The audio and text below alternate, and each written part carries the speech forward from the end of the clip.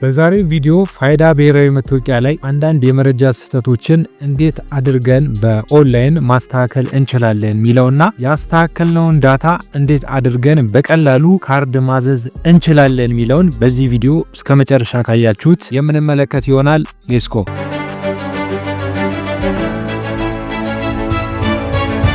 ሰላም ዩቲዩብ ፋሚሊ፣ ኑሬ ነኝ። በዛሬው ቪዲዮ ስለ ፋይዳ ብሔራዊ መታወቂያ በተለያዩ ምክንያቶች እርማት ምንፈልግ ከሆነ በኦንላይን የትም ሳንሄድ በስልካችን እንዴት አድርገን እንደምናስተካክል እና እንዴት አድርገን በድጋሚ ማለት ነው ካርዱን ፕሪንት አድርገን እንዴት ማግኘት እንችላለን ሚለውን የምንመለከት ይሆናል። በዚህ ሰሞን ስለ ፓስፖርት ኦንላይን ቀጠሮ ማስያዝ በሰራዋቸው ቪዲዮዎች ላይ የብዙ ሰዎች ጥያቄ ነበረው። እንዴት አድርገን ነው የቀበሌ መታወቂያ እና ፋይዳ አንድ አይነት አይደለም፣ እንዴት ነው አንድ ማድረግ ምችለው እና የመሳሰሉትን ጥያቄዎች የብዙ ሰዎች ጥያቄ ስለነበር ለነዛ ጥያቄዎች መልስ ይሆናል ብዬ ተስፋ አደርጋለሁ። ከዚህ በፊት ስለ ፋይዳ ብሔራዊ መታወቂያ እንዴት አድርጋችሁ ማግኘት ትችላላችሁ የሚል የሰራሁት ቪዲዮ ይኸው ከላይ አስቀምጬላችኋለሁ፣ መመልከት ትችላላችሁ። ከዛ በተጨማሪም ሊንኩን ዲስክሪፕሽን ላይ የማስቀምጥላችሁ ይሆናል ማለት ነው። ከሁሉም በፊት ከፋይዳ መታወቂያ ጋር የተያያዙ ልናውቃቸው የሚገቡ መሰረታዊ ነገሮችን እንመልከት። ፋይዳ ቁጥር ማለት ቴክኖሎጂን በመጠቀም አንድን ሰው ግላዊ መረጃ ባዮሜትሪክ እና ዴሞግራፊክ ዳታን በመሰብሰብ አንድ ሰው አንድ ነው በሚል እያንዳንዱን ሰው የምንለይበት ስርዓት ነው። ያው እንደምታውቁት ባዮሜትሪክ ስንል የሁለት አይን፣ የአስሩ ጣቶቻችን እንዲሁም የፊት አሻራን የሚይዝ ሲሆን ዲሞግራፊክ ስንል ደግሞ ስም፣ ጾታ፣ የትውልድ ቀን፣ የመኖሪያ አድራሻ እንዲሁም ስልክና ኢሜይል የያዘ ይሆናል ማለት ነው። እነዚህን መረጃዎች ከተሰበሰበ በኋላ ወደ 12 አሃዝ ልዩ ቁጥር እና ወደ 16 አሃዝ ተለዋጭ ቁጥር ተጨምቆ ለተመዝጋቢው ይሰጣል ማለት ነው። ከዛ በተጨማሪም ፋይዳ መታወቂያ ለማውጣት ምንም የእድሜ እና የዜግነት ገደብ የሌለበት መሆኑን ማወቅ መቻል አለብን። በህጋዊ መንገድ ያለ አንድ ውጭ ሀገር ዜጋ ማውጣት ይችላል ማለት ነው። ያው ፋይዳ ከሌሎች ከሚሰጡን መታወቂያዎች የሚለይበት ብሔራዊ ደረጃ ወጥነት ያለው መሆኑ ነው። በስተመጨረሻም ፋይዳ እና የቀበሌ መታወቂያ አንድ አድርገው የሚመለከቱ ሰዎች አሉ። የቀበሌ መታወቂያ የአንድን ቀበሌ ነዋሪ የሆነ ሰው የሚለይበት ሲሆን ፋይዳ መታወቂያ ግን ከኢትዮጵያውያን በተጨማሪ ህጋዊ የሆኑ ስደተኞች ጭምር የሚያወጡት መታወቂያ ነው ማለት ነው። ምናልባት አሁን ባይኖርም ወደፊት አንዱ አንዱን የሚተካበት እና ሁለቱንም በተመሳሳይ ሰዓት ማንጠየቅበት ስርዓት ይዘረጋ ይሆናል እንጂ ሁለቱም የተለያዩ መሆናቸውን ማወቅ ይገባል። ይህ ድረስ ቪዲዮውን ካያችሁት ሁሌ እንደምናደርገው እናንተን ስለማይጎዳችሁ እኔን ደግሞ ስለሚጠቅመኝ ቪዲዮ ላይክ አድርጉት። ለቻናሉ አዲስ ቤተሰብ የሆናችሁ ቻናሉን ሰብስክራይብ አድርጉ። እሺ አሁን ቀጥታ የምናደርገው ምንድነው? ያላችሁ ማንኛውን ብሮዘር ትከፍታላችሁ። እኔ ጋር ለምሳሌ አንድ ብሮዘር ልክፈትና ብሮዘራችሁን ከከፈታችሁ በኋላ ቀጥታ ሰርች ባራችሁ ላይ ምን ብላችሁ ነው የምትጽፉት? id.gov.it ብላችሁ ጽፋላችሁ።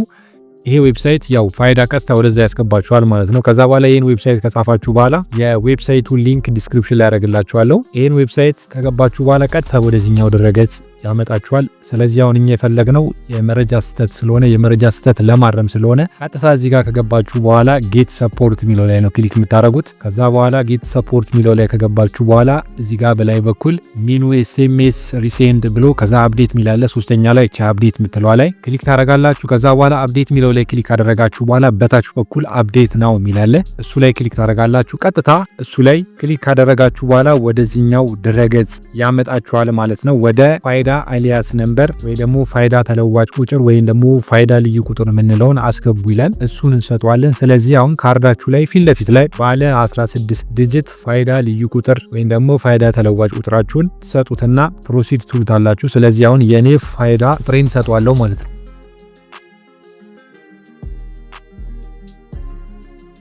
ይኸው እዚህ ጋር እንደምታዩት ፋኔን ሰጥቻለሁ። ፋን የምትለዋን ቁጥር ሰጥቻለሁ። ከዛ በኋላ ፕሮሲድ እለዋለሁ። ልክ ፕሮሲድ ካላችሁት በኋላ ልክ ፋይዳ ስትመዘገቡ የሰጣችሁት ስልክ ላይ ማለት ነው እዛ ስልክ ላይ የሚገባ ኦቲፒ አለ። ያን ኦቲፒ 6 ዲጂት ቁጥር ማለት ነው። ያን ቁጥር እዚህ ጋር ትሰጡታላችሁ። ከ10 ሚኒት በኋላ ወይም ደግሞ ከ10 ደቂቃ በኋላ ያቺ ኦቲፒ ኤክስፓየር ታደርጋለች። ስለዚህ በዛች ደቂቃ ውስጥ እዚህ ጋር ኦቲፒውን 6 ዲጂት ቁጥሩን ስልካችሁ ላይ የገባውን ቁጥር መስጠት መቻል አለባችሁ። ስለዚህ አሁን እኔ ስልኬ ላይ ገብቷል፣ ያን ቁጥር ልስጠው። ስለዚህ አሁን ኦቲፒውን ገብቷል። ኦቲፒውን ልስጠውና ወደ ቀጣዩ ድረገጽ ያልፋል ማለት ነው። ከዛ ኦቲፒውን ሰጣሁት። ኦቲፒውን ከሰጣችሁት በኋላ ቀጥታ የምትሉት ቬሪፋይ ነው የምትሉት። ቬሪፋይ ካላችሁት በኋላ ወደ ቀጣዩ ስቴፕ ያልፋል ማለት ነው። ከዛ በኋላ ያው እዚህ ጋር እንደምታዩት ወደዚህ ያመጣል። አፕዴት ዲሞግራፊክ ዳታ እና ኮሬክት ዲሞግራፊክ ዳታ የሚል ሁለት ነገሮች አሉ። በነገራችን ላይ ያው እዚህ ጋር ቋንቋውን ከፈለጋችሁ በአማርኛ ማድረግ ትችላላችሁ። ያው አማርኛ ስታረጉት የስነ ህዝብ መረጃ ለማደስ እና የተሳሳተ የስነ ህዝብ መረጃ ለማስተካከል ሚል በዚህ መልክ ይቀየራል። ቋንቋ ከፈለጋችሁ በአማርኛ በእንግሊዝኛ ማድረግ ትችላላችሁ። ስለዚህ አሁን እኛ ፋይዳ ቁጥራችን ላይ ስህተት ካለ ልናስተካክል የምንችለው ከነዚህ ከሁለት አንዱ ነው ማለት ነው። አፕዴት ዲሞግራፊክ ዳታ እና ኮሬክት ዲሞግራፊክ ዳታ የሚለው ከሁለት አንዱ ነው ልናስተካክል የምንችለው ማለት ነው። ስለዚህ እነዚህ የሁለቱ ልዩነት ምንድነው የሚለው ልንገራችሁ። እዚህ ጋር የስነ ህዝብ መረጃ ማደስ የሚለው ላይ እንገባለን። ያው የስነ ህዝብ መረጃ ማደስ ወይም ደግሞ አፕዴት ዲሞግራፊክ ዳታ የሚለው የምንጠቀመው መቼ ነው? ለምሳሌ መጀመሪያ አንድ ሰው ለፋይዳ ሲመዘገብ ምንም የስም ስህተትም ወይም ዳታው ላይ ምንም ኢረር ኮሬክሽን ሳይኖረው ሲቀር ከዛ በኋላ ከጊዜ በኋላ ለሚመጡ እርማቶች ማለት ነው። ያ ማለት ምን ማለት ነው? ለምሳሌ አንድ ሰው የቦታ ለውጥ ቢያደርግ ለምሳሌ አዲስ ከተማ ክፍለ ከተማ የሚኖር ከሆነ ወደ ሌላ ክፍለ ከተማ ቢሄድ አይነት ነገር ማለት ነው። እንደዚህ ለውጦች ቢኖሩ፣ ስልክ ቢቀይር፣ ከጊዜ በኋላ ደግሞ የስም ለውጦች ቢኖሩ፣ ስሙን በፍርድ ቤት ቢያስቀይር፣ ልክ እንደዚህ አይነት ነገሮች ሲኖሩ የስነ ህዝብ መረጃ ማደስ ወይም ደግሞ አፕዴት ዲሞግራፊክ ዳታ የሚለው ላይ ነው ምንገባው ማለት ነው። እዚህ ጋር ያለው ሁለተኛ ላይ ያለው ነገር ደግሞ የተሳሳተ የስነ ህዝብ መረጃ ለማስተካከል ይላል፣ ወይም ደግሞ ኮሬክት ዲሞግራፊክ ዳታ ይላል። ይሄ ደግሞ መቼ ነው ምንገባው?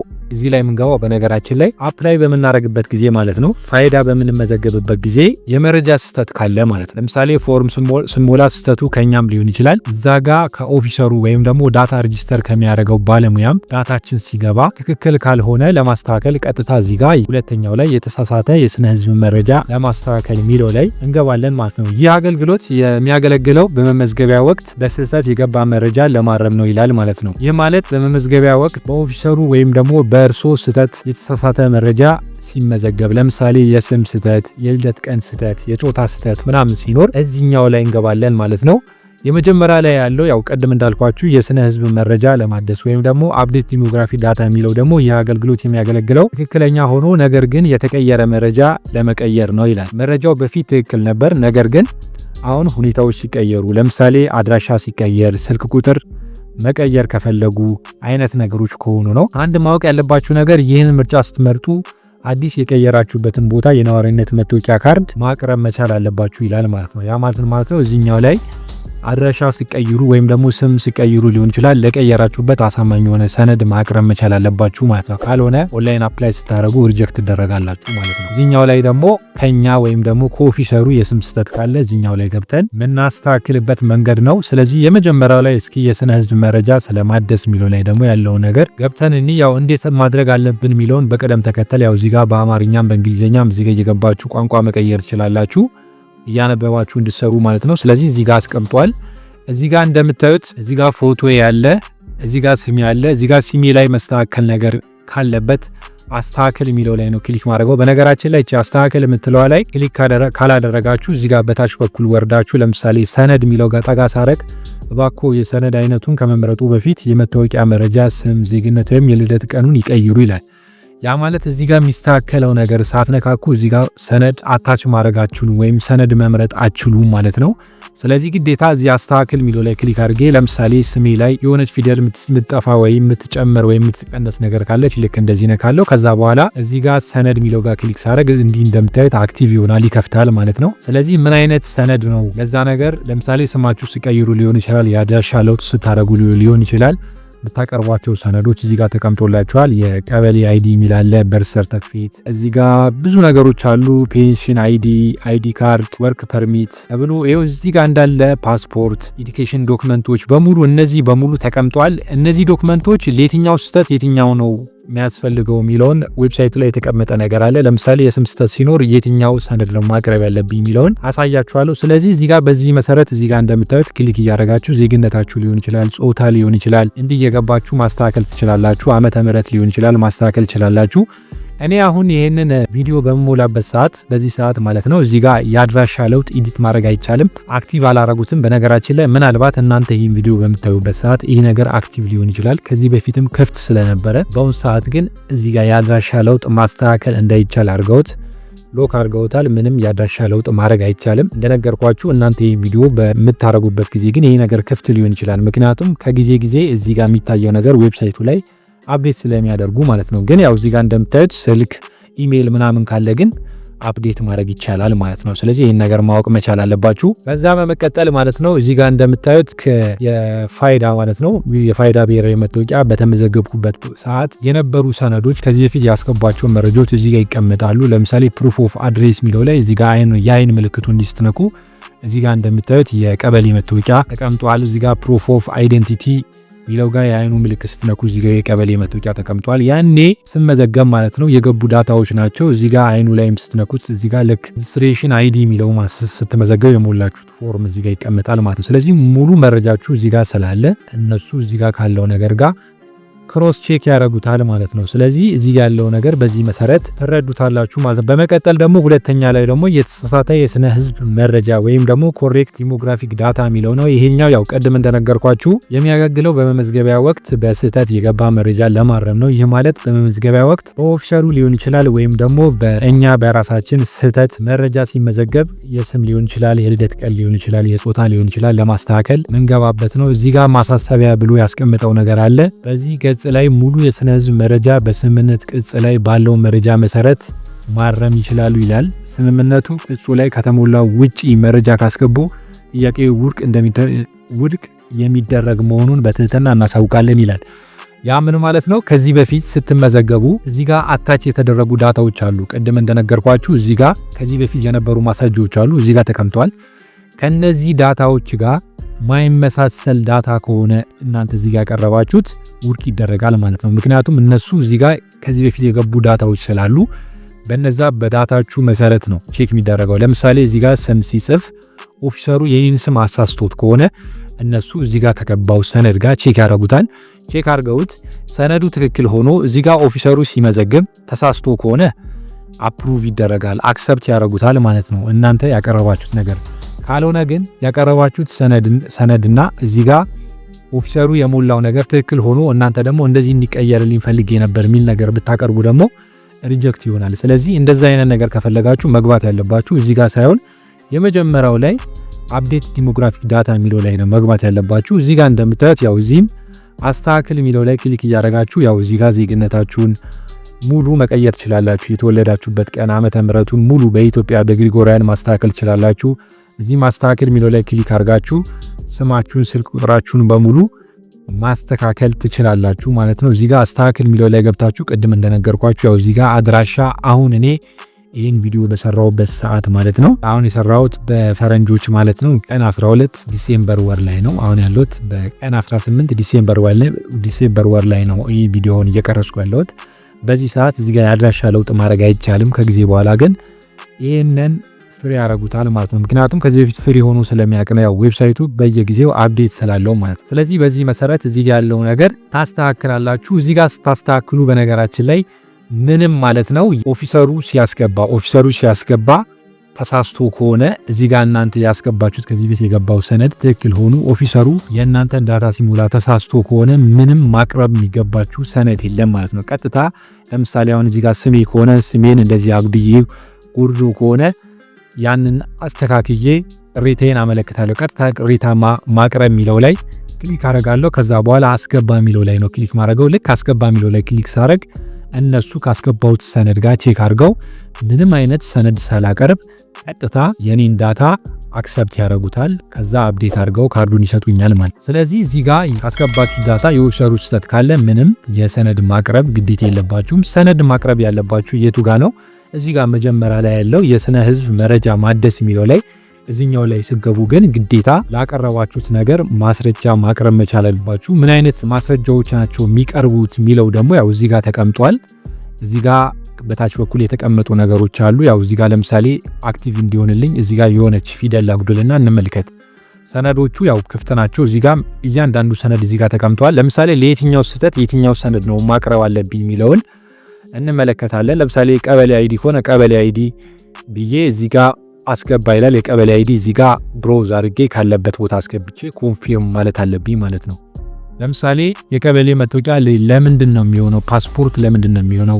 በርዝ ሰርተፊኬት ደግሞ ለየትኛው ስህተት ነው የሚሆነው የሚለውን እንመልከት። ለየትኛው እርማት የትኛው ሰነድ ነው ማቅረብ አለብኝ የሚለውን ደግሞ ማወቅ ከፈለጋችሁ ያው ድረገጹ ላይ ግልጽ ተደርጎ የተቀመጠ ነገር አለ። ለምሳሌ id.et/update center ምትል እቺ ሊንክ ትጽፏታላችሁ። ከዛ በኋላ የዚህኛው ሊንክ ዲስክሪፕሽን ላይ አስቀምጥላችኋለሁ። ለየትኛው የስም ስህተት ወይም ለየትኛው እርማት የትኛው ሰነድ ማቅረብ አለብኝ የሚለውን ማወቅ ከፈለጋችሁ እቺን ዌብሳይት ማለት ነው ዌብሳይቱ ላይ በግልጽ የተቀመጠ ነገር አለ። id.et/update centers ምትለዋ ሊንኳን ዲስክሪፕሽን ላይ አስቀምጥላችኋለሁ።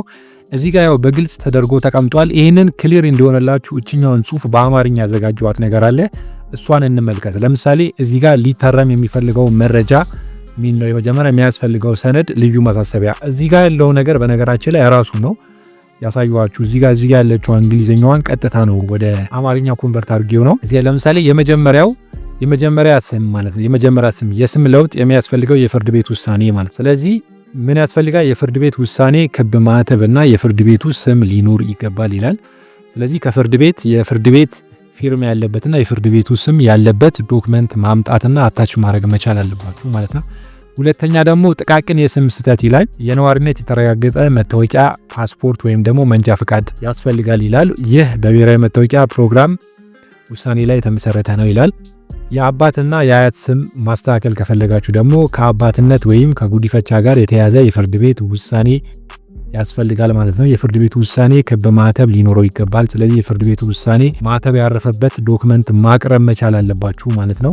እዚህ ጋር መጀመሪያ ላይ የመጀመሪያ ስም ይላል። የመጀመሪያ ስማችሁ ላይ ለውጥ ካለ ማለት የስም ለውጡን የሚያሳይ የፍርድ ቤት ውሳኔ ማለት ኢቭን የመጀመሪያ ስማችሁ ላይ የሆነ ለውጥ ካለው ማለት ነው የሱን ለውጥ የሚያሳይ ግዴታ የፍርድ ቤት ውሳኔ ክብ ማህተብ እና የፍርድ ቤቱ ስም ሊኖረው ይገባል። የፍርድ ቤቱ ስም ያለበት ደብዳቤ ማቅረብ መቻል አለባችሁ ማለት ነው። እዚህ ጋር ሁሉም ተቀምጧል። ለምሳሌ የልደት ቀናችሁ ላይ ማስተካከል ብትፈልጉ የልደት የምስክር ወረቀት፣ ፓስፖርት፣ የመንጃ ፈቃድ ወይም የጡረታ መታወቂያ ማቅረብ መቻል አለባችሁ። እነዚህን ማቅረብ አለባችሁ። ሰነዱ ላይ ዓመተ ምህረት ብቻ ካለ በሲስተሙ ላይ ያለው ቀንና ወሩ በዚያው መሰረት ይመዘገባል ይላል ማለት ነው። ስለዚህ ምን ሰነድ ነው ማቅረብ አለብኝ? የትኛው ያገኛችሁትን ሰነድ አታች ማድረግ አይጠበቅባችሁም። ስለዚህ እናንተ ይወሰናል። የአድራሻ ለውጥ ካደረጋችሁ የነዋሪነት መታወቂያ፣ የትምህርት ቤት መታወቂያ ወይም ደግሞ የቀበሌ ከመስሪያ ቤት የሚሰጥ ደብዳቤ በቂ ነው ማለት ነው። እነዚህን አታች ማድረግ ትችላላችሁ። የልደት ቀን ከሆነ ደግሞ እዚህ ጋር እንደተቀመጠላችሁ የልደት የምስክር ወረቀት፣ ፓስፖርት፣ መንጃ ፈቃድ ወይም የጡረታ መታወቂያ ማቅረብ መቻል አለባችሁ ማለት ነው። ስለዚህ በአጭሩ ምን ለማትፈልክ ነው እዛ ጋር ብዙ የተሰረዘሩ ሰነዶች አሉ። ብቻ ያገኛችሁት ሰነድ ላይ አታች ማድረግ አትችሉ ማለት ነው። ስለዚህ የእናንተ እርማት ምንድነው የሚለውን ያው እዚህ ጋር ከዚህ ውስጥ ትለያላችሁ። የመጀመሪያ ስም ነው። ጥቃቅን የስም ስህተቶች ነው። ጥቃቅን የስም ስህተት ማለት ያው አንድ ፊደል ሊሆን ይችላል አይነት ነገር ሲኖር፣ የአባትና የአያት ስም ላይ ለውጥ ሲኖር፣ የልደት ቀን ላይ፣ የአድራሻ ዜግነት ከውጭ ሀገር ኢትዮጵያዊ ዜግነት መቀየር ሊሆን ይችላል። ከውጭ ወደ ኢትዮጵያ ስትመጡ፣ ከኢትዮጵያ ወደ ውጭ ስትሄዱ፣ ስልክ ቁጥርና ኢሜል። በነገራችን ላይ እዚህ ጋር የስልክ ቁጥርና ኢሜል ላይ ምንም አይነት ሰነድ አያስፈልግም ይላል። ምንም ቀጥታ መቀየር ትችላላችሁ። ስልካችሁ ላይ በሚገባው ኦቲፒ ብቻ በቂ ነው ማለት ነው። ከዛ ውጪ ላለው ነገር ግን በሙሉ ሰነድ ያስፈልጋል። ዶክመንት ማቅረብ መቻል አለባችሁ። ጸጥ ብላችሁ አንዱ ላይ አታች አድርጋችሁ አፕላይ ብታደርጉ በነገራችን ላይ እነሱ ካዩት በኋላ ወዲያውኑ ሪጀክት ትደረጋላችሁ ማለት ነው። ስለዚህ አክሰፕት እንዲያደርጓችሁ በዚህ መሰረት ላደረጋችሁት ለውጥ የሚሆነውን ዶክመንት ማቅረብ መቻል አለባችሁ። ምን አይነት ዶክመንት ነው ማቅረብ ያለብን? ይሄው እዚህ ጋር አንብቡት። ግልጽ አድርጌ ያስቀምጬላችኋለሁ። እዚህ ጋር በአማርኛ ያስተካከላችሁት ደግሞ ምንድነው የሚለውን ከዚህ ውስጥ ትለያላችሁ። ይሄው እዚህ ጋር የመጀመሪያው ቴብል ላይ የመጀመሪያ ስም፣ ጥቃቅን የስም ስህተት፣ የአባትና የአያት ስም፣ የልደት ቀን፣ አድራሻ፣ ዜግነት ከሆነ እዚህ ጋር ካለው ላይ ታያላችሁ። ምን አይነት ሰነድ ማቅረብ አለብኝ? ይሄው እዚህ ጋር በተቀመጠው መሰረት ታቀርባላችሁ። ይሄኛው ደግሞ ክሊር ካልሆነላችሁ ደግሞ ይሄው እዚህ ጋር የተቀመጠው ራሱ ነው። እንግሊዘኛው እዚህ ጋር ተቀምጧል። ለምሳሌ ፈርስት ኔም ላይ ስህተት ያለበት ሰው ካለ ኮርት ዲሲዥን ዛት ሾው ፈርስት ኔም ቼንጅ፣ ስለዚህ በፍርድ ቤት የተረጋገጠ ዶክመንት ማቅረብ መቻል ያለበት ማለት ነው። ሁለተኛ ደግሞ ማይነር ኔም አፕዴት this is a subject decisions to guide by NIDP ይላል። ለዚህ ደግሞ የቀበሌ መታወቂያ፣ ፓስፖርት፣ ድራይቪንግ ላይሰንስ ማቅረብ መቻል አለባችሁ።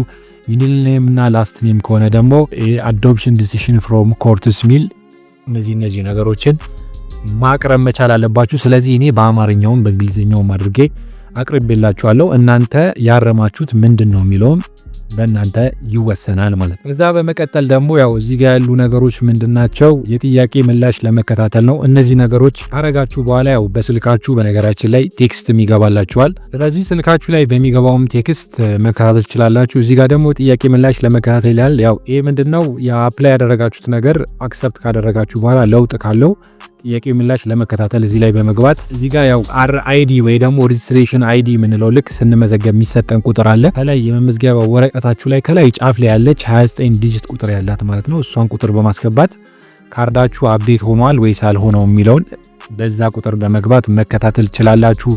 ከዛ በተጨማሪም ልክ እዚህ ላይ ስትመዘገቡ እነሱ አውቶማቲካሊ የሚልኩላችሁ ቴክስት አለ። ልክ እዚህ ጋር እንደምታዩት የፋይዳ ዲሞግራፊ መረጃው እንዲስተካከል የተሳካ ጥያቄ አቅርበዋል። የፋይዳ ዲሞግራፊ መረጃው ማሻሻያ ምዝገባ ቁጥር ብሎ አስቀምጧል። መረጃው ሲስተካከል የማረጋገጫ መልእክት ይደርሶታል ተጨማሪ መረጃ ብሎ እንዲያስቀምጧል። ስለዚህ እንደዚህ አይነት ቴክስት ስልካችሁ ላይ ይገባል ማለት ነው። ስለዚህ እዚህ ጋር የቀሩት የተቀመጡ ነገሮች እነዚህ ካሚንግ ሱን ፍሪ አይደሉ። ያው በተለያየ ጊዜ ያው የሚጨምሯቸው ዌብሳይቱ አፕዴት ያደርጋል ብያቸዋል። እነዚህ እንደምታዩቸው በቅርብ ጊዜ ውስጥ ነፃ የሚሆኑ ነገሮች ናቸው። በአሁኑ ሰዓት ግን ክፍት አይደሉም ማለት ነው። ስለዚህ እዚህ ላይ መግባት ያለባችሁ ወይ የመጀመሪያው ላይ ወይ ደግሞ ሁለተኛው ላይ ነው። ሁለተኛው ላይ ደግሞ የስም ስህተት ካለ አታች ካደረጋችሁት ዶክመንት ጋር እናንተ ወይም ደግሞ እዛ ጋር በሚሞላላችሁ ኦፊሰር የስም ስህተት ወይም የተለያየ መረጃ ስህተት ካለ እዚህኛው ላይ ትገባላችሁ። የመጀመሪያው ላይ ስትመዘገቡ ምንም ስህተት ከሌለ ከጊዜ በኋላ ደግሞ አፕዴሽን በመቀየር ወይም ዳታ በመቀየር ከአንድ ቦታ ወደ አንድ ቦታ በመሄድ ከሆነ ፋይዳችሁን አፕዴት ማድረግ የፈለጋችሁ ደግሞ እዚህ ላይ ትገባላችሁ። ከገባችሁ በኋላ በተለይ የመጀመሪያው ላይ ሰነድ ማቅረብ ያለባችሁ ያ ሰነድ ስታቀርቡ ደግሞ በቀየራችሁት ነገር ይወሰናል ማለት። ዝም ብላችሁ ያገኛችሁትን ሰነድ አታች አታርጉም ብዬ ቀድም በነገርኳችሁ መሰረት በዛ መሰረት ትክክለኛ የሆነ ሰነድ ማቅረብ መቻል አለባችሁ። ካልሆነ ሪጀክት ያደርጓችኋል ማለት። ስለዚህ ይህንን በዚህ መሰረት ተረዱታላችሁ ብዬ ተስፋ አረጋለሁ። እነዚህ ለውጦች በምታረጉ ጊዜ ፊን የምንለው ማለት ነው። ፊን ቁጥራችሁ FIN ነምበራችሁ ማለት ነው። ወይም ደግሞ ፋይዳ አይደንቲፊኬሽን ነምበር የምንለው ይህ ቁጥር በነገራችን ላይ አይቀየርም። ለህይወት ዘመን የማይቀየር አንድ ቁጥር ስለሆነ ካርዱ ቢጠፋም ጥሩ አይቀየርም። ከጣት አሻራና ከአይን አሻራ ጋር የተያያዘ ነው ማለት ነው። በተለይ ስለዚህ ፊን የምንለው ወይም ደግሞ ፋይዳ አይደንቲፊኬሽን ነምበር የምንለው ኢቨን አንድ ሰው ቢሞት ራሱ ይህን ቁጥር በምንም ታምር ለሌላ ሰው አይሰጥም ማለት ነው። ሎክ ሆኖ የሚቀመጥ ነው ማለት ነው። ስለዚህ ፊናችሁ መቼም ቢሆን አይቀየርም። ከመጨረሻ ድረስ ከእናንተ ጋር የሚኖሩ ወይም ብትሞቱ ራሱ በምንም ታምር ያንን ቁጥር ሌላ ሰው ሊያገኘው አይችልም። ሎክ ተደርጎ የሚቀመጥ ነው። ፋይዳ አሊያስ ነምበር የምንለው ወይም ደግሞ ፋን የምንለው ይህ ቁጥር ለደህንነት ሲባል የሚሰጥ ሲሆን ያው እንደ አስፈላጊነቱ ሊቀየርም ወይም ደግሞ ሊታደስም ይችላል ማለት ነው። ስለዚህ የሁለቱ ልዩነት በጣም ማወቅ መቻል አለባችሁ። ወሳኙ ፊን የምንለው ቁጥር ነው። ያ ቁጥር አንዴ ከተሰጠን በኋላ መቼም የማይቀየር ቁጥር ነው። ለእያንዳንዱ ሰው አንድ ብቻ ሊኖረው የሚችል ቁጥር ነው። ለምሳሌ አንዳንዴ ከቴሌ ከስልክ ጋር ብናይ ለምሳሌ አንዳንዴ የእናንተ ቁጥር ረጅም ሰዓት ሳትጠቀሙበት ሲቀሩ ያው ቴሌ እንደሚያደርገው ከረጅም ሰዓት ያን ሲም ዘግቶ ለሌላ ሰው ይሸጥለታል። ይሄ ግን በቃ እናንተ በህይወት ዘመን ባትኖሩ ራሱ ሎክ ተደርጎ ተዘግቶ የሚቀመጥ ነው እንጂ በምንም ታምር ይሄ ቁጥር አሳልፎ ለሌላ ሰው የሚሰጠው ነገር አይደለም ማለት ነው። ስለዚህ የባካችሁ ቻናሉ ሰብስክራይብ ካላደረጋችሁ ሰብስክራይብ አድርጉ፣ ቪዲዮውን ላይክ አድርጉ። ካርዳችሁ እንደ ድጋሚ ሪፕሪንት ብታረጉም ፊን ነምበራችሁ አይቀየርም። ይሄን ነገር ማወቅ መቻል አለባችሁ። ከዛ በመቀጠል ደግሞ ያው እዚህ ጋር ሰነዶቹን እንዳሳየዋችሁ እቺኛውን ቤክስ ታጠፉታላችሁ። እቺን ቤክስ ታጠፉ የት አካባቢ ሄዳችሁ ይህንን አገልግሎት ማግኘት ትችላላችሁ የሚለውን ደግሞ ያው እዚህ ጋር የተቀመጠ ነገር አለ። ለምሳሌ አንድ ሰው ፋይዳ ሲመዘገብ የሰጠው ስልክ ማለት ነው ከሌለ ስለዛ ስልክ ምንም መረጃ ከሌለው ያ ስልክ እጁ ላይ ከሌለ ምንም ሊያደርግ አይችልም። ምክንያቱም በዛ ስልክ ነው OTP የሚገባለት። OTP ካላስገባ ደግሞ ወደ ቀጣዩ ገጽ መሄድ ስለማይችል እንደዚህ አይነት ችግሮች የገጠማችሁ ደግሞ የቻናሊ ፋሚሊዎች ካላችሁ ዌብሳይቱ ላይ እነዚህ የተቀመጡ ተቋማት አለ። ለምሳሌ አሁን አዲስ አበባ ብሎ እዚህ ጋር እንደምታዩት በሙሉ ባንኮች አሉ፣ እዚህ የተቀመጡ ፖስት ኦፊሶች አሉ። ስለዚህ እነዚህ ቦታዎች በአካል ሄዳችሁ ማናገር ትችላላችሁ ማለት ነው። ስለዚህ እዚህ ጋር እንደምታዩት በሙሉ ተቀምጧል። የምታዩት በሙሉ ለአዲስ አበባ ነው። የት ሄዳችሁ ከዚህ ውስጥ የእናንተ አካባቢ የት ነው የሚለውን እዚህ ላይ ገብታችሁ ማስተካከል ትችላላችሁ። ኦሮሚያ አካባቢ ያላችሁ ደግሞ ይኸው እዚህ ጋር በሙሉ ተቀምጧል ማለት ነው። ስለዚህ ከዚህ ውስጥ የእናንተ የሚሆነውን የትኛው ነው የሚለውን በመሄድ መግባት ትችላላችሁ። የየክልሉ ተቀምጧል። ትግራይም ይኸው እዚህ ጋር የት አካባቢ ሄዳችሁ ይህን አገልግሎት ማግኘት እንደምትችሉ፣ አማራ ክልልም ልክ እንደዚሁ ይኸው በዚህ መልክ፣ አፋር እንዳለ እዚህ ጋር ተቀምጧል። ሶማሌ እዚህ ጋር ተቀምጧል። ስለዚህ አሁን ያልኳችሁ አይነት ሳውዝ ኔሽንስ የሚባሉ ክልሎችም ይኸው እዚህ ጋር በሙሉ ተቀምጧል።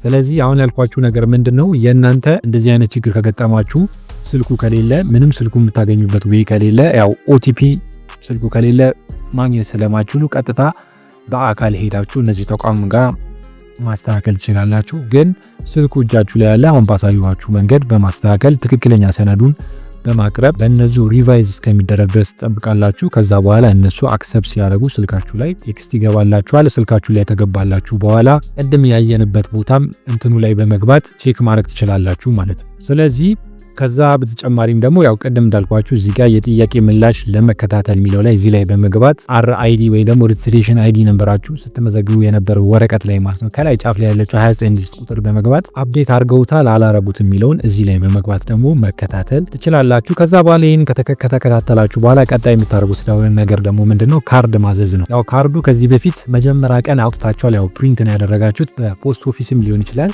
በኢትዮ ቴሌኮምም ሊሆን ይችላል። አሁን ደግሞ ለሁለተኛ ጊዜ ስታዙ የምትሉት ሪፕሪንት ነው። ስለዚህ እሱን እንዴት አድርጋችሁ ነው ሪፕሪንት የምታዙት የሚለውን ቀጣይ የምንመለከት ይሆናል ማለት ነው። ስለዚህ ካርዱን ፕሪንት ለማድረግ ደግሞ ያው ለሱም የተቀመጠች ሊንክ አለች ዌብሳይቷ። እሷ ምንድነች id.et ታረጉና ስላሽ ታረጉና ካርድ ብላችሁ ጽፋላችሁ። የዚህችን ዌብሳይት ሊንክ ይህንን ዲስክሪፕሽን ላይ ያስቀምጥላችኋለሁ። ከዛ በኋላ ይህን ከጻፋችሁ በኋላ ኢንተር ስትሉት ቀጥታ ወደዚህ ካርድ ሪፕሪንት ወደምታረጉበት ድረገጽ ይመራችኋል። እዚህ ጋር ማወቅ ያለባችሁ ነገር ያው በሁለት ተቋሞች ነው ካርዱን ልናዝ የምንችለው፣ ወይ ፖስት ኦፊስ ነው ወይ በኢትዮ ቴሌኮም ነው። ስለዚህ እዚህ ጋር ግልጽ ላደርግላችሁ የሚገባው ነገር ምንድነው የመጀመሪያ ካርዳችሁን ስታዙ በምንድን ነው ያዘዛችሁት በኢትዮ ቴሌኮም ነው ወይስ በፖስት ኦፊስ የሚለውን ማወቅ መቻል አለባችሁ። ያልኩ ስለምንድን ነው ለምሳሌ ከዚህ በፊት ካርዳችሁን በዚህ በኢትዮ ቴሌኮም አድርጋችሁ አሁን ደግሞ በፖስት ኦፊስ ብገቡ ልክ እንደ መጀመሪያ ካርድ ነው የሚያስበው። ስለዚህ ሪፕሪንት ማለት ሳይሆን እንደ አዲስ ካርድ እንደምታዙ ነው እሱ የሚያውቀው። ስለዚህ ኢረር እያለ ያመጣባችኋል። ስለዚህ ያን ነገር መለየት አለባችሁ። ከዚህ በፊት በፖስት ኦፊስ ካደረጋችሁ አሁን መግባት ያለባችሁ በፖስት ኦፊስ ነው። በኢትዮ ቴሌኮም ከገባችሁ ደግሞ በኢትዮ ቴሌኮም ነው መግባት ያለባችሁ። ይህንን ነገር ማወቅ መቻል አለባችሁ ማለት ነው። ካልሆነ ግን ኢረር እያለ ያስቸግራችኋል። ለምሳሌ የመጀመሪያ ቀን ካርድ ስታዙ በኢትዮ ቴሌኮም አዛችሁ አሁን ደግሞ በፖስት ኦፊስ ብገቡ ያስቸግራችኋል። እኔ መጀመሪያ ቀን ካርድ ሳዝ የገባሁት በፖስት ኦፊስ ስለሆነ እቺ ፖስት ኦፊስ ምትለዋ ኦርደር ነው የሚለው ላይ ገባለሁ። ከዛ በኋላ ኦርደር ነው የሚለው ላይ ከገባሁ በኋላ እዚህ ጋር እንደምታዩት ፋን ቁጥሬን አስገባ ይለኛል። ስለዚህ ፋን ቁጥሬን ደግሞ ቀጥታ እዚህ ጋር አስገብቼ ፕሮሲድ አይደለም ምለው፣ ምክንያቱም ምን ብያችኋለሁ ቅድም ሪፕሪንት ስለሆነ የምናደርገው እዚህ ጋር ሪፕሪንት የሚለው ላይ መምረጥ መቻል አለባችሁ። ሪፕሪንት የሚለው ላይ ከመረጣችሁ በኋላ ነው ቀጥታ እዚህ ጋር መታችሁ ፋን ቁጥራችሁ የምታስገቡት። ስለዚህ አሁን እኔ ፋን ቁጥሬን ላስገባ። ከዛ በኋላ ይኸው ፋኔን አስገብቻለሁ። ከዛ በኋላ ቀጥታ ምለው ፕሮሲድ ነው። ፕሮሲድ ካልኩት በኋላ ያው እዚህ ጋር እንደምታዩት ሰክሰስፉል ብለዋል። ያው ስልኬ ላይ ኦቲፒ ያስገብቷል። ያንን ኦቲፒ ስልካችሁ ላይ የገባውን ኦቲፒ ትሰጡታላችሁ ማለት ነው። ስልኬ ላይ ኦቲፒ ገብቷል። ያንን ኦቲፒ ሰጠዋለሁ። ስለዚህ ኦቲፒውን ሳይቻለሁ። ከዛ በኋላ ቀጥታ ቬሪፋይ ነው ምለው ማለት ነው። ቬሪፋይ ካልኩት በኋላ ቀጥታ ወደ ቀጣዩ ስቴፕ ያልፋል። እዚህ ጋር ግን ያው ቅድም እንዳልኳችሁ መጀመሪያ ቀን ካርድ ስታዙ ማለት ነው ያዘዛችሁት በምንድን ነው በኢትዮ ቴሌኮም ነው ወይስ ፖስታ ቤት ነው የሚለው መለየት አለባችሁ። መጀመሪያ ስገቡ በኢትዮ ቴሌኮም ከሆነ በኢትዮ ቴሌኮም ነው መግባት አለባችሁ። በፖስት ኦፊስ ከሆነ በፖስት ኦፊስ ነው መግባት ያለባችሁ። ያው እዚህ ጋር ስገቡ ቀጥታ ዲሞግራፊክ ዳታ እዚህ ጋር እንደምታዩት ያሳያል። ከዛ በኋላ ሪፕሪንት ብሎ እዚህ ጋር አምጥቷል። ሪፕሪንት የሚለው ላይ ያው እዚህ ጋር ክሊክ አድርጌ ሳመጣ የሚያመጣ ነገር አለ፣ የሚያስመርጠኝ ነገር አለ። እዚህ ጋር ያው ኔትወርክ ስለሆነ ነው ያልከፈተው። ይክፈትና እስኪ ምን እንደሆኑ እንመልከት። ስለዚህ ያው ሎድ አድርጎ ጨርሷል። ያው እዚህ ጋር ሪፕሪንት ማዘዝ የፈለጋችሁ ስለምንድን ነው? ካርዱ ጠፍቶ ነው ወይ ደግሞ አፕዴት የሚደረግ ነገር ነው ወይ ደግሞ ብሮክን ኦር ዳሜጅ ሆኖ ነው የሚለውን እዚህ ጋር መምረጥ መቻል አለባችሁ። ለምሳሌ ካርዱ የተሰበረበት ሰው ካለ ብሮክን ኦር ዳሜጅ የሚለውን መምረጥ አለበት። ልክ ለምሳሌ የስም ለውጥ የአድራሻ ለውጥ ያደረገ ሰው ካለ ደግሞ አፕዴት ማለት መቻል አለበት። ካርዱ ደግሞ ወይ ተሰርቆ ጠፍቶት ሊሆን ይችላል። እንደዛ ከሆነ ደግሞ ሎስት የሚለውን መምረጥ አለበት። ስለዚህ በእናንተ በገጠማችሁ ችግር ይወሰናል ማለት ነው። ለምሳሌ አሁን እዚህ ጋር ሎስት የሚለው ላይ ባረገው ለምሳሌ ሎስት የሚለው ላይ ባረገው ምንድነው የሚመጣው የሚለውን እንመልከት። ሎስት የሚለው ላይ ባረገው ለምሳሌ አሁን እዚህ ጋር ከታች እንደምታዩት ምን አምጥቷል? እባክዎ ከብሔራዊ መታወቂያ ካርድ እንደጠፋቦት የሚያረጋግጥ ደብዳቤ ፎቶ አንስተው ወደ ሲስተማችን ይጫኑ። እንደጠፋቦት የሚያረጋግጥ ደብዳቤ ለመጻፍ በአቅራቢያ ወደሚገኘው ፖሊስ ስቴሽን በመሄድ እንደጠፋቦ ያመልክቱ። ደብዳቤው ላይ የእርሶ ሙሉ ስም በተጨማሪ ለብሔራዊ ደብዳቤ ተብሎ መጻፉን ያረጋገጠ የመዝገብ ቁጥርና ማህተም መኖሩን ያስተውሉ ይላል። ስለዚህ አንድ ሰው ሲጠፋበት ቀጥታ መሄድ ያለበት ፖሊስ ጣቢያ ነው። ፖሊስ ጣቢያ ሄዶ ፖሊስ ጣቢያ ላይ ለብሔራዊ ደብዳቤ የሚል ከላይ ሄደሩ እንደዛ መሆን አለበት። የመዝገብ ቁጥር መኖር አለበት፣ ማህተም መኖር አለበት። ከዛ በኋላ ያንን የሰጧችሁን ስካን አድርጋችሁ እዚህ ጋር አታች ማድረግ አለባችሁ ማለት ነው። ካልሆነ አያስተናግዷችሁ ማለት ነው። ስለዚህ እሱን ታረጋላችሁ። ዳሜጅ ከሆነ ደግሞ ወይም ደግሞ ብሮክን ከሆነ ደግሞ እሱ ደግሞ እዚህ ጋር የተቀመጠ ነገር አለ። ምን ይላል? አመልካቹ የፋይዳ ዲጂታል መታወቂያ የተሰበረ የተበላሸ በመሆኑ የድጋሚ ህትመት ጥያቄ እያቀረብኩ መሆኑን ምናምን ብሎ ያስቀመጠው ነገር አለ። መሰረት በቃለ መሐላ አረጋግጣለሁ ይላል። እባክዎ የብሔራዊ መታወቂያ ካርዱ ከተበላሸ፣ ከተፋፋቀ እንዲሁም ከተሰበረ ለሁለት በመስበር እንዲታይ አድርገው ፎቶ በማንሳት ወደ ሲስተማችን ይጫኑ ይላል። ስለዚህ ካርዱ ለምሳሌ ተፍቆ መረጃችሁ ማይታይ ከሆነ ወይ ደግሞ ተሰብሮባችሁ ከአገልግሎት ውጪ ከሆነ ምንድነው የምታደርጉት? ካርዱን እኩል ለሁለት ሰነጥቁትና ፎቶ አንስታችሁ እዚህ ጋር አታች ታደርጉላችኋለች። ለእነሱ አታች ይደረግላችኋል። እዚህ ጋር አታች ታደርጋላችሁ። ካልሆነ ሲስተሙ ሪጀክት ነው የሚያደርጋችሁ ማለት ነው። እነሱ ይህንን ያስገባችሁትን ነገር በደንብ አድርገው ካዩ በኋላ ነው አክሰፕት የሚያደርጓችሁ ማለት ነው። በመቀጠል ደግሞ የመጨረሻው አፕዴት ነው። አፕዴት የሚለው ላይ እሱ ላይ ደግሞ የተቀመጠ ነገር አለ። እዚህ ጋር አመልካቹ የታተመ የፋይዳ መታወቂያ ካርድ ማስተካከያ ስለሚያስፈልግ ዳግም ህትመት አገልግሎት እየጠየቁ መሆኑን አረጋግጣለሁ ይላል። ይህ የተሰጠው መረጃ አመልካቹ መግለጫና አስፈላጊ መስፈርቶች በማሟላት መሆኑን መሰረት በቃለ መሐላ አረጋግጣለሁ። ስለዚህ እችኛዋ ቲክ ማድረግ አለባችሁ። ልክ እንደዚህ የመረጃ ማሻሻያ ጥያቄ አቅርበው ከነበረ ተቀባይነት ማግኘቱን የሚያረጋግጥ መልእክት ይገባሉ። እባክዎ ቀደም ሲል ያሳተሙትን ካርድ ለሁለት በመስፈር ፎቶ አንስተው ወደ ሲስተማችን ይጫኑ። ከማዘዙ በፊት በግራ በኩል በሚገኘው የስነ ህዝብ መረጃ ዲሞግራፊክ ዳታ የተስተካከለ መረጃ መቀየሩን ልብ ይበሉ ይላል። ስለዚህ እዚህ ጋር ያለው ነገር ደግሞ ምንድነው? አፕዴት ከሆነ ያው አፕዴት ሲሆን የበፊት የሚሰጣችሁ ካርድ አለ አይደል? ያችን ካርድ መስበር አለባችሁ። ያን ካርድ አገልግሎት መስጠት እንደማይችል አድርጋችሁ ሰብራችሁ በትክክል የሚታይ አድርጋችሁ ፎቶ አድርጋችሁ እዚህ ጋር ለነሱ አታች ማድረግ አለባችሁ። ካርዱን ሳሰብሩ ከሰጣችሁ ሪጀክት ያደርጉባችኋል ማለት። ስለዚህ ያንን ካርድ ሰብራችሁ እዚህ ላይ ምንም የምታቀርቡት ሰነድ የለም። ካርዱን ሰብራችሁ አታች ከማድረግ ውጪ ልክ ፖሊስ ጣቢያ ወይም ደግሞ ሌላ ቦታ ሄዳችሁ ለነሱ አታች የምታደርጉት ነገር ወይም ዶክመንት አፕሎድ የምታደርጉት ነገር የለም። ካርዱን ብቻ ሰብራችሁ እዚህ ጋር ፎቶ አንስታችሁ ለነሱ አፕሎድ ማድረግ ነው ማለት ነው። ከዛ እነሱ ቀድሞ ካስገባችሁት ዳታ ጋር ክሮስ ቼክ አድርገው ትክክል ከሆነ አሳማኝ ነገር ከሆነ አክሰፕት ያደርጋችኋል፣ ካልሆነ ሪጀክት ያደርጉታል ማለት ነው። ስለዚህ አሁን እኔ ያው አፕዴት ነው ብያችኋለሁ።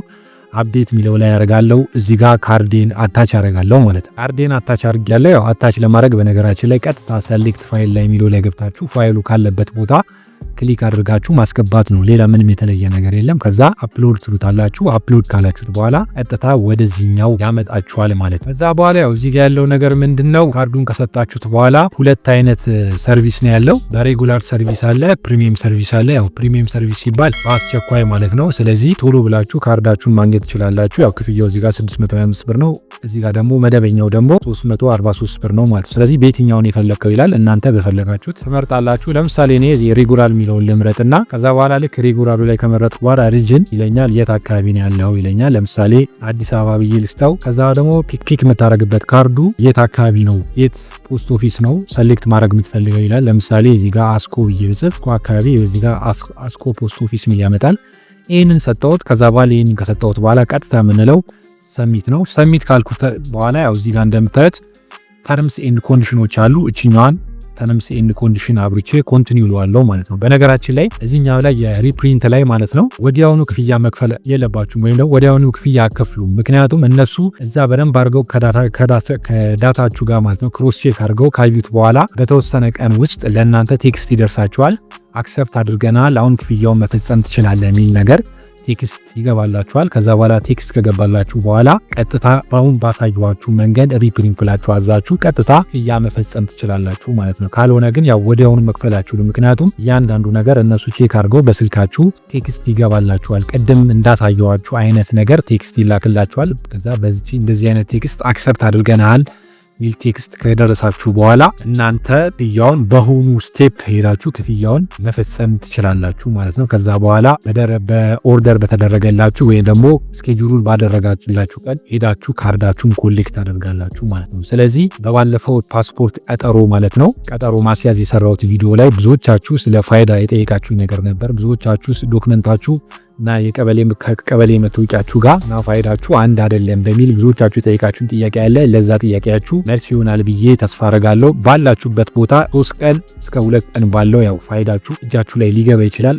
ልክ አስቸኳይ ፓስፖርት ወይም አርጀንት ፓስፖርት አገልግሎት ማግኘት እንደምትችሉትም እዚህኛው ላይ 600 ምናምን ብር ከፍላችሁ እስከ 3 ቀን 4 ቀን ባለው ጊዜ ውስጥ የፋይዳ ካርዳችሁ ሪፕሪንት ተደርጎ ተስተካክሎ እጃችሁ ላይ ሊገባ ይችላል። በእርግጥ የተወሰነ ያው እነሱ ዳታችሁን እያንዳንዱን ቼክ አድርገው እስከሚያዩ የተወሰነ ጊዜ ሊቆይ ይችላል። ሚኒመም እስከ 15 ቀን ምናምን ሊቆይ ይችላል። ከዛ በኋላ ግን አክሰፕት ከተደረጋችሁ በኋላ ግን ሚኒመም 3 ቀን 4 ቀን ባለው ካርዳችሁን ሪፕሪንት የተደረገውን ካርዳችሁን ማግኘት ትችላላችሁ ማለት ነው። የዛሬ ቪዲዮ ይህን ይመስላል። ይህንን ቪዲዮ እስከዚህ ድረስ ካያችሁት ቪዲዮ ላይክ ይገባዋል፣ ላይክ አድርጉ።